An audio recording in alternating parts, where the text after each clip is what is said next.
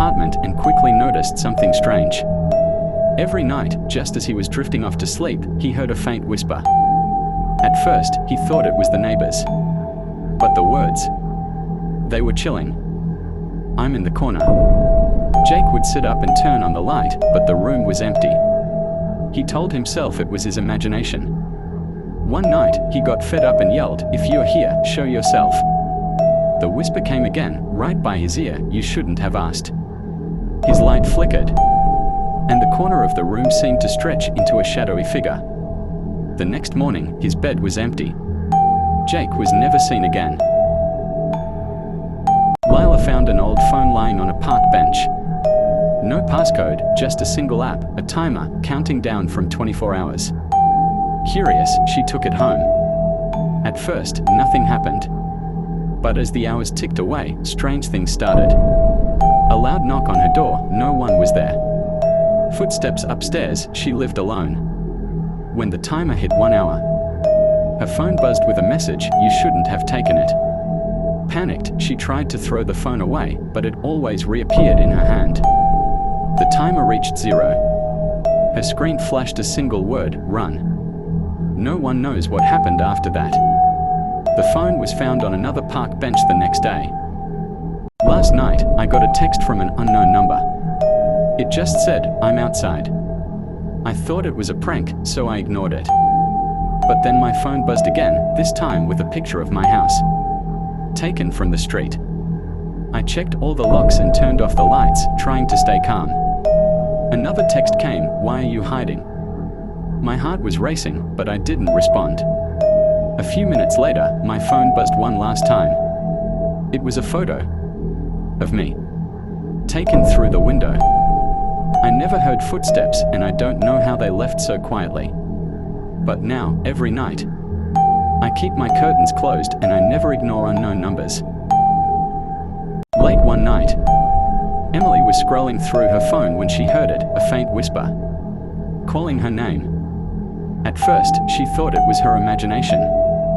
But the voice grew louder, more urgent. It seemed to come from the wall behind her bed. Curious and terrified, she pressed her ear to the cold plaster. "Emily." The voice rasped. She bolted upright and searched the room. Empty.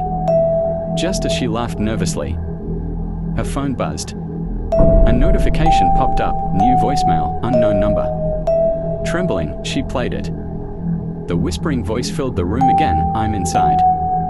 Her phone slipped from her hand. Slowly, the closet door creaked open. I kept getting calls from my mom after she died. At first, I thought it was some glitch, but the voicemails she left were chilling. "Come home. I'm waiting for you," her voice crackled. I blocked the number, but the calls kept coming. The voicemails got longer, whispering things I couldn't understand, layered with static and faint screams. One night, I finally picked up. Her voice, eerily calm, said, "I'm outside." A chill ran through me. My door creaked open. I was scrolling through old text conversations when I found one with my best friend, Sarah. The last message I sent her was, "Let me know when you get home safe." I froze. Sarah had died in a car crash that night, 2 years ago. Feeling uneasy, I checked the time of the message, 9:43 p.m. But that was impossible. She had died at 9:42 p.m., according to the police report. Suddenly, my phone buzzed. It was a new message from Sarah's number. "I'm home." My heart pounded as my phone screen dimmed and a reflection appeared. Behind me, a pale figure with hollow eyes was staring and smiling. A woman lived alone on the 14th floor of her apartment building. She loved the view at night, city lights stretching endlessly. One evening, while washing dishes, she glanced at the window to her left and froze. A face was staring at her, pressed against the glass, grinning. Her blood ran cold. That window led to a sheer drop.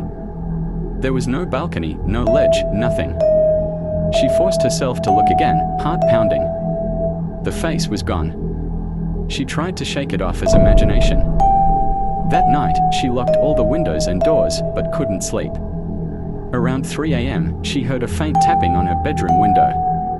Her room was on the other side of the building. I woke up to a tap-tap-tapping sound. Groggy, I looked over at my bedroom mirror and froze. My reflection was standing perfectly still, except for its finger, which was tapping on the glass from the inside. I blinked, hoping I was dreaming, but it smiled, a cold, knowing grin. Slowly, it raised its hand and pointed behind me. Heart pounding, I turned around to see nothing but shadows. When I looked back at the mirror, my reflection was gone. Now, I'm sitting here writing this, but I haven't checked a mirror since. I'm scared to see what's waiting for me next time.